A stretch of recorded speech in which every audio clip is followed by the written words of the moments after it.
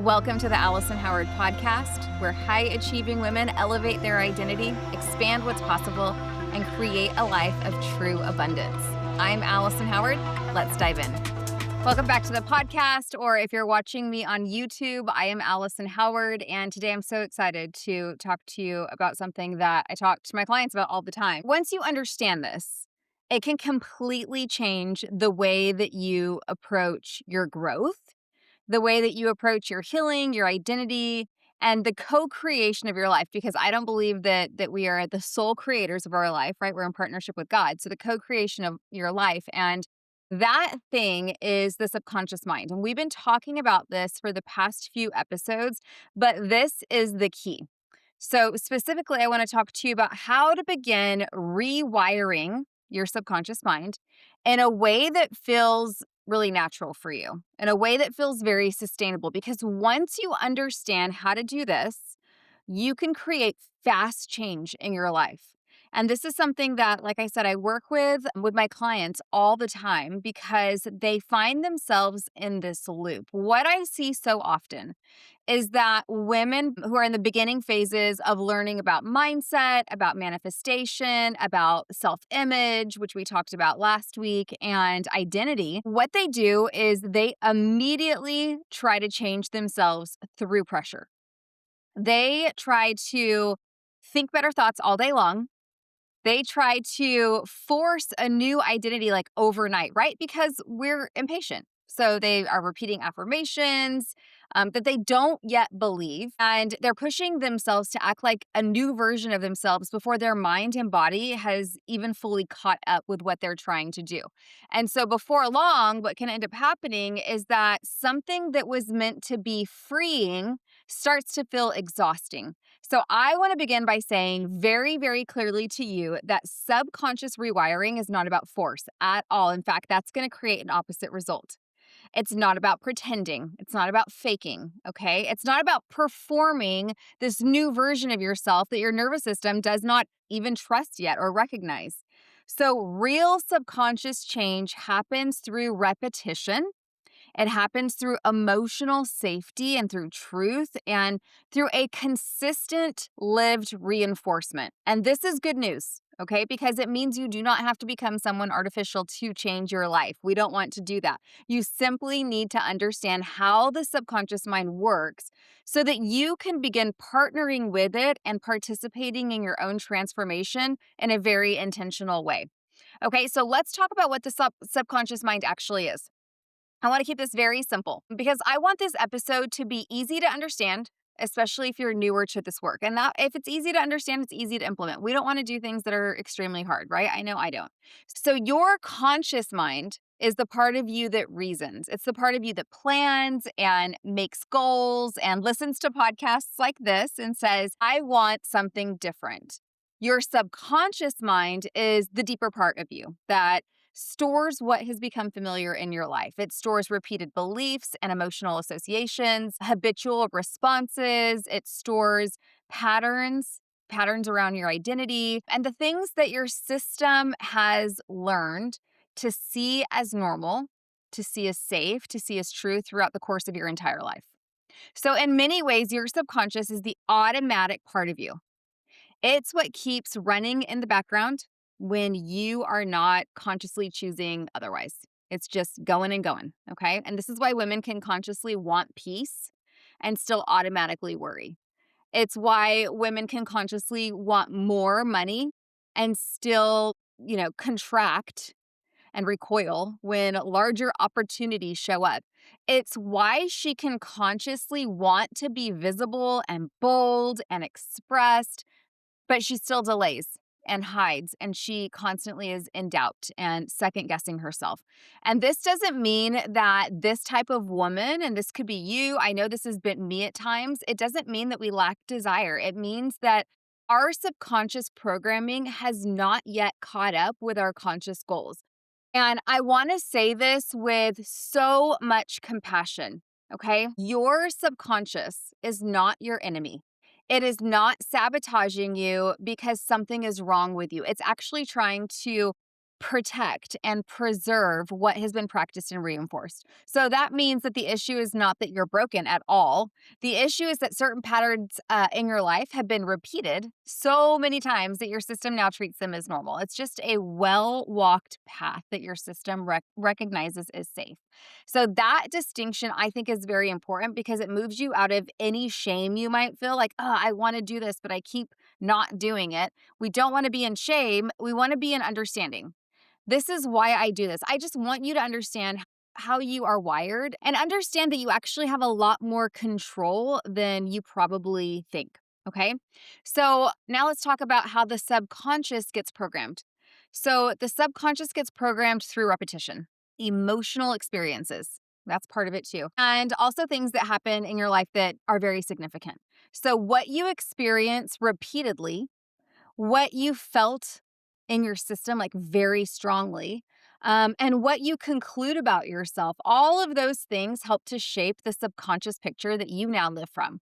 So if you have experienced instability, you may have subconsciously linked safety with control. If you were praised for being the strong one in your family, or the helpful one, or the responsible one, you may have developed a subconscious identity around carrying everything for yourself. Or if you were criticized or dismissed or misunderstood when you expressed yourself, you may have learned that it felt safer to stay quiet, to stay hidden, to stay small. And over time, those things stop feeling like learned patterns and they start feeling like, well, this is just the way that I am. And that is why subconscious work is so important, especially if you are a woman who is in business, you're an entrepreneur, or you have a career and you're wanting to elevate, you're wanting to go to the next level, you're wanting to ascend, and you just can't figure out how. This is where subconscious work is so important. It helps you see that what feels permanent is actually typically just practiced. Okay. And that for me, when I realized this, it was so freeing. It's like, oh, I can start to change these. Once something has been practiced, it can be practiced differently. That's great news. So, this is just a freeing realization. I hope that you're starting to feel hopeful right now. I know just as I'm walking through this myself, again, I'm feeling even more hopeful because when we have these realizations and you feel free, it's just the beginning. You begin to see that you're not doomed to repeat the same, reactions in your life forever. You're simply just living from wiring that actually can be rewired. Praise God, right? So that is something that I see so often inside of my coaching and also inside of my community. So women begin naming patterns that they've lived with for years. And with that awareness just comes relief. They realize that there's a reason for what they have been experiencing, which also means there's a path forward. So, I want to talk to you about why forcing this does not work because this is where so many women wear themselves out. They just get really tired because they're like, I want to make this work. So, when women first learn about affirmations or identity or what we're talking about right now, subconscious rewiring, they often think that the answer is just to immediately replace every negative thought, say all the right things, and act like the future version of themselves all day long. And I work with highly ambitious women, so this never surprises me because I did the exact same thing when I was first introduced to this type of work. So the problem with that is that when this is done without emotional honesty or feeling safe in your nervous system, it's just another performance. You're just putting on another hat to wear, like, okay, now I'm going to act as my future self. If you're repeating something that your body experiences as completely false or it's something that you put a lot of pressure on, or you feel disconnected from what you're doing, you're not rewiring anything. You're just arguing with yourself. It's like the conscious and the subconscious are just going back and forth and it's not in alignment. So, for example, if a woman feels very insecure and she's trying to tell herself, I am the most confident woman in the world, while every part of her feels like resistance, then that statement is going to be way too far from what her system can currently receive. That doesn't mean that affirmations don't work. It just means that they have to be used in a way that creates openness and not shut down. And I teach my clients how to do that because we want it to be absorbed. The subconscious changes best through what feels believable. It has to be believable enough to be practiced repeatedly. So, not necessarily fully believable right away, but not so disconnected from reality that it feels fake. This is why I do not believe in faking your way through transformation. I believe in building your way into it step by step. So instead of forcing statements, it can be much more powerful to say things like, I am becoming the woman who trusts herself. It is safe for me to grow. It is safe for me to expand. I am learning to hold more peace in my life. I'm no longer available for the old version of me. That kind of language starts to create movement. It starts to become believable to your nervous system. Instead of saying, I am a multimillionaire. It's like, well, if you're making $5,000 a month, that's going to be hard for your subconscious to believe. It's going to be hard. So we got to start with baby steps to build ourselves up there, okay? So let's talk about what actually rewires the subconscious. These are the steps. So forcing it does not work. We've already established that. So what does work? Number one, yes, some repetition is going to work. The subconscious learns through repetition. One insight is powerful. Like when you have this vision of who you want to be in the life you want to live, you have this insight and you say it one time like this is what I'm going to do. Maybe it's I'm going to start a YouTube channel or whatever it is, but that's rarely enough by itself. So the new identity has to be revisited and rehearsed and reinforced, and this is why consistency matters so much. And then that leads us to the next thing. The next part of what actually rewires the subconscious mind, and this is just emotional safety, feeling safe with these ideas. So the subconscious does not change under pressure. If you are constantly criticizing yourself, if you are rushing yourself, if you're shaming yourself, your system is more likely to tighten up than to transform. Safety matters because new beliefs are easier to receive when your nervous system is not in this like defense mode, okay? And then also evidence through action. That's the third thing. The subconscious pays attention to what you repeatedly do. So every time you make a different choice than what you normally would choose, you create evidence for a new identity. So if you say, I want to become a podcaster, yet you're having time showing up and doing a podcast, when you make the choice to actually sit and record, you're creating evidence for that new identity of podcaster. So, here's some other examples. When you speak up, you reinforce that your voice matters. When you normally would stay silent, you wouldn't say anything, but you think about it and you're like, no, I actually can add value to this conversation. I'm going to speak up.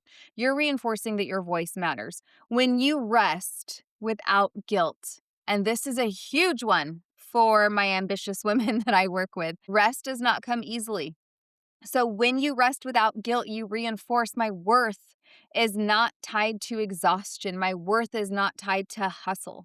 And when you decide, I'm going to be somebody who receives support, you reinforce that you do not have to do everything alone.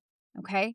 And the last way to actually start to rewire the subconscious mind is through simplicity and consistency. Small, repeated practices done over time are way more effective than these, big dramatic bursts of effort that are inconsistent because the subconscious responds to what is steady enough to become familiar. And this is one reason why being in a supportive environment can matter so much when you're doing this work. It actually accelerates your results so quickly because when you're consistently hearing truth, when you're consistently in the presence of people who are encouraging you and they're practicing new thoughts, and you're being reminded of who you're becoming, change becomes easier to stabilize. It just becomes normal. So that is part of why I believe community matters so much in this work. So I want to talk about some practical ways to begin rewiring. Okay, rewiring your subconscious mind. If you're a note taker, write these down.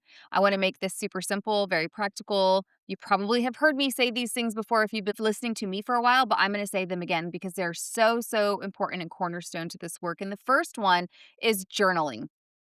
So, journaling helps you bring subconscious material basically into awareness.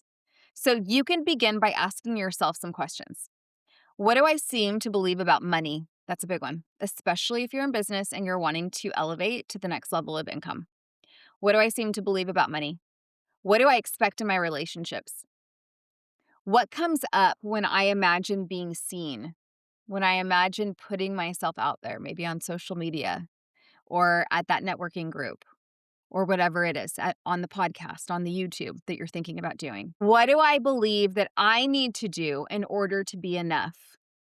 So once the pattern is visible, you can begin introducing new truth. So you may not like the answers to these questions because you're not answering these questions as your future self. You're answering these questions right now as who you are. And when you see your answers, you're like, oh, interesting. Okay, well, now I can start introducing new truth. Okay, the second thing, the second way to begin to do this work is visualization. So, visualization helps the subconscious rehearse a different experience. So, you're not daydreaming aimlessly. You're not just sitting there daydreaming. You're intentionally imagining yourself responding in a new way, or doing something in a different way, or going for that thing, or doing that thing. So, you might visualize yourself speaking calmly in a really hard conversation. You might visualize yourself showing up online with total confidence. You might visualize yourself receiving money without tension or resistance. You might visualize yourself making decisions without spiraling. And this helps your system become more familiar with the woman that you're becoming. Visualization is so powerful, especially as you're falling asleep at night and as you're waking up in the morning. Your conscious brain is starting to go offline, and your subconscious brain is very suggestible during those times. And so I love doing visualization. I love imagining my desired outcome as I'm drifting to sleep or as I'm starting to wake up. And that leads to the next one, because this is also part of that, is meditation and stillness. So meditation helps to create space between your thoughts and your reactions. It helps you observe your thoughts rather than automatically obeying every thought that passes through your mind. Because the thing is, we have a lot of different thoughts, and a lot of those are recycled thoughts. About 80, I don't know, 85%, 90%, it's a high percentage of our thoughts are just recycled thoughts. Recycled thoughts from the past, from yesterday and all the days and weeks and months before. And so what meditation helps you understand, when you are just sitting still, your eyes are closed, and you are relaxed, you are able to see your thoughts come through. You look at those thoughts, you observe them, they pass through your mind, and you let them go without any judgment. And that space gives you choice. And choice is really essential for rewiring. A thought will come up and you'll be like, no, I don't agree with that thought. I'm not partnering with that thought. Move along. Or a thought comes up and you're like, absolutely. That is, yes, I want to receive that thought. And so it just gives you the opportunity to be still and to be quiet and to observe. And then I think identity-based repetition is powerful. This is the fourth thing, okay? Identity-based repetition. What does that mean? So instead of exaggerated affirmations, I often recommend identity statements that are just more believable. I am becoming a woman who moves with peace. That's believable. Or I not even becoming, I am a woman who moves with peace. It is safe for me to be seen. I am learning to trust myself. I am available for support. I am available for growth. These often land way more honestly and can be repeated with consistency because it's more believable. And then the last thing, this is the fifth thing, gratitude and evidence tracking. So, gratitude is huge. Train your mind to notice evidence of your new identity emerging. If you're becoming a woman who trusts herself, start to record moments when you did.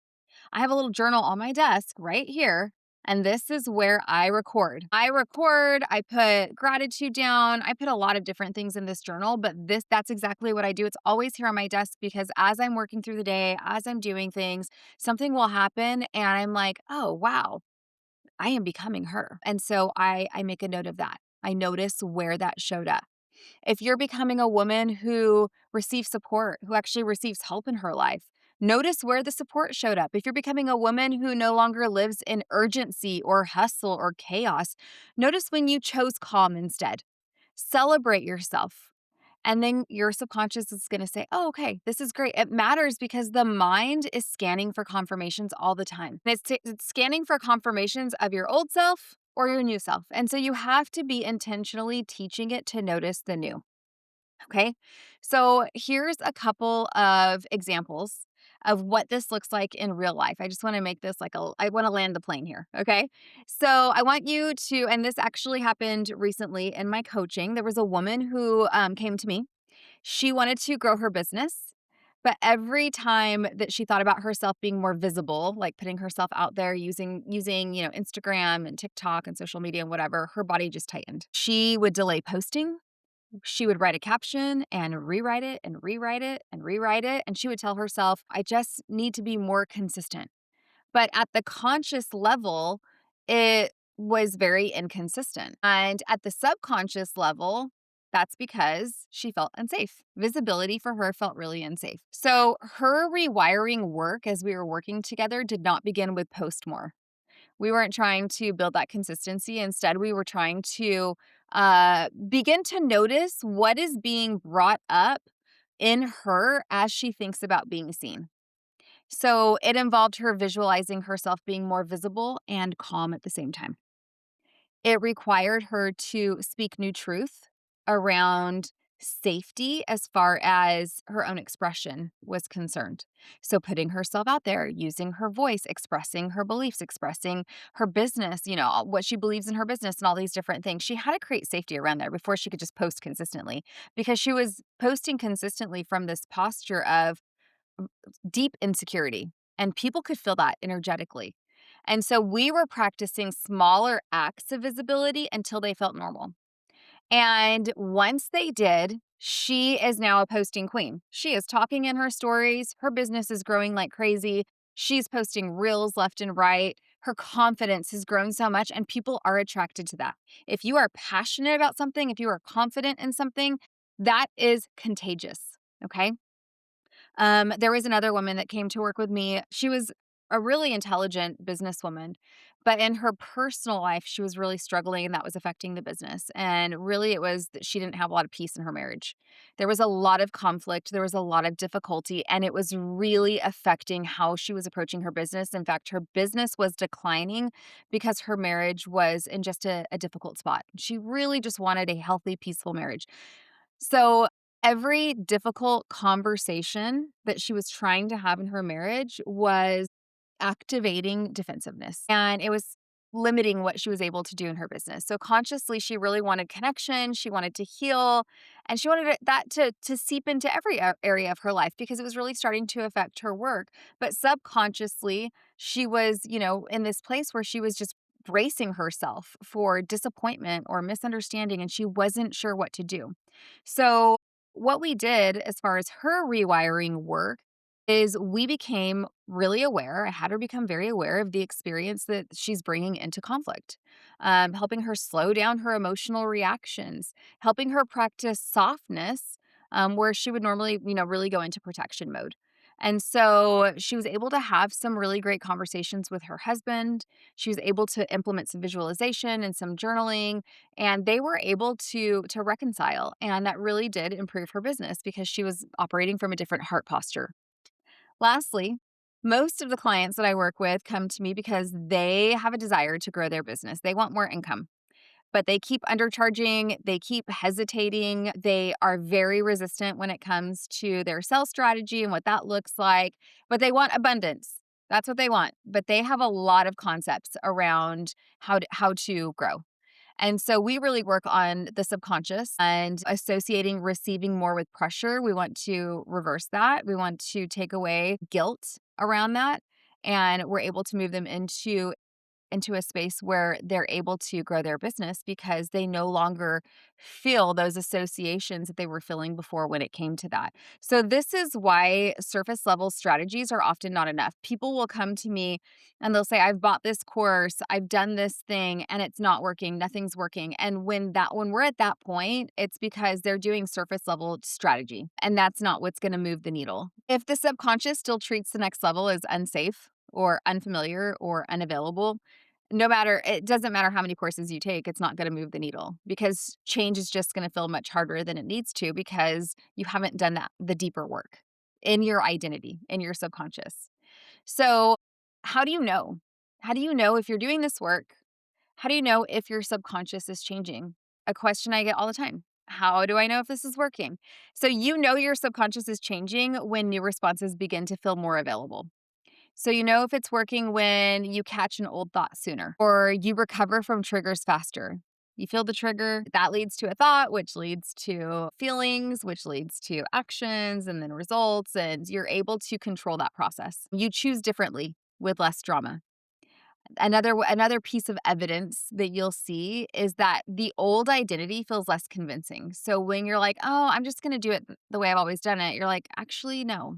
I'm not convinced that that's the best way." You start to really question old ways of doing things. And the new identity starts to feel more familiar. You start to say, "Oh yeah, this is how I do this. This is the new way that I'm moving in this life, in this business." And it's subtle before it becomes obvious, just like anything. You start going to the gym on a regular basis, you start putting in those reps, and little by little, a little adds up to a lot, and you start seeing results. This work is exactly the same internally. You start to do this work, and little by little, it compounds, it stacks, and then you start to see the results. And it might look like staying calm in a moment where you used to spiral. It might look like setting a boundary really quickly, where before you would delay and delay and delay. Or it might look like just not over explaining yourself. Not everything needs an explanation, and you realize that. It could also look like following through where you used to isolate and disappear. You just used to check out. Don't dismiss subtle change as you're doing this work. Slow change is still real change, and nothing is slow because it's compounding. So before we close, I want to leave you with a few takeaways. So first, your subconscious mind is not working against you. It is repeating what has been practiced and reinforced. The second thing is that rewiring does not happen through force or performance. It happens through repetition, through feeling really safe, through being honest and truthful with yourself, and through consistency. And the third thing, if your conscious desires and automatic patterns don't match, and they don't, if you're listening to this and you're wanting to grow, your desires, your conscious desires, the things that you want in your life, and your automatic patterns don't match, those things are not broken though. It does not mean that you are broken. It just means that there is subconscious work to do. So if there is something that you want, in a really good way to know if you want something is observe where you feel jealous of other people. Jealousy is a great alert for what it is that you're deeply wanting to do. So if you see somebody showing up in Instagram in a way and you're like, "Oh, I wish I could do that. Like, I want to do that." Like, you feel a little jealousy about that. That's a really great clue that there is something there that you're probably meant to do. Okay. The fourth thing, small repeated choices matter than short bursts of intensity. Consistency rewires your subconscious mind, and it rewires more deeply than pressure ever will. So, being consistent in small, repeated choices is what matters the most, just like going to the gym. Just get the shoes on and go, right? These are small little choices that we make that stack up. And the fifth thing is that support matters. Transformation is easier to sustain when you are in spaces that reinforce the woman that you're becoming. We are better together. And when you're trying to do this work alone, it's so easy to just go back to complacency, to go back to what you've always done and what feels familiar. When you're around people, when you're around me, when you're around the people in my community, when you're listening to this on a regular basis, when this is in your ear day in and day out, you become like the people that you surround yourself with. And so transformation just becomes easier to sustain when you're in spaces that are supportive, that are inspiring and that reinforce the woman that you're becoming. So if this episode is resonating with you, and if you're ready to go deeper in this work in a way that feels very intentional because you're ready to elevate, you're ready to start to embody this. And I want to invite you personally to the Inner Shift Society. This is my private community. It's a space where we don't just talk about identity or self-concept or subconscious rewiring and business and embodiment. We don't talk about that stuff in theory. We actually practice it. We reinforce it. We integrate it. It's a space for women who are ready to stop looping in those old patterns and begin to stabilize something new. So I will put in the show notes how you can join us. I would love for you to join us. And if you are listening and you want even deeper personalized support, that's also part of the work that I do in my coaching. But really, my easiest invitation to you today is just to get in the room, get into the private community. Put yourself in an environment that supports the new identity that you're building because that matters more than most women realize. It is so, so important. So, I want to leave you with this. You do not have to fake your way into a new life or into a new business. You don't have to become somebody that you're not. You don't have to force your way into this new identity. We're not doing that. I don't want you to be artificial in order to change your life, to change your business, to change your circumstances. What you need to do is simply understand what has been practiced and then begin practicing something new with patience for yourself, have grace for yourself, and be intentional with this. So, I want you to ask yourself today, what has my system been trained to repeat? And what am I ready to rehearse instead? Because you have that control in your life. That question can change everything. It's the beginning. Okay. So now I want you to go and be the woman that your future is waiting on. Thank you so much for spending this time with me today. I never take that lightly. And I hope that as you go, you will be blessed. I will see you all next week. Bye bye.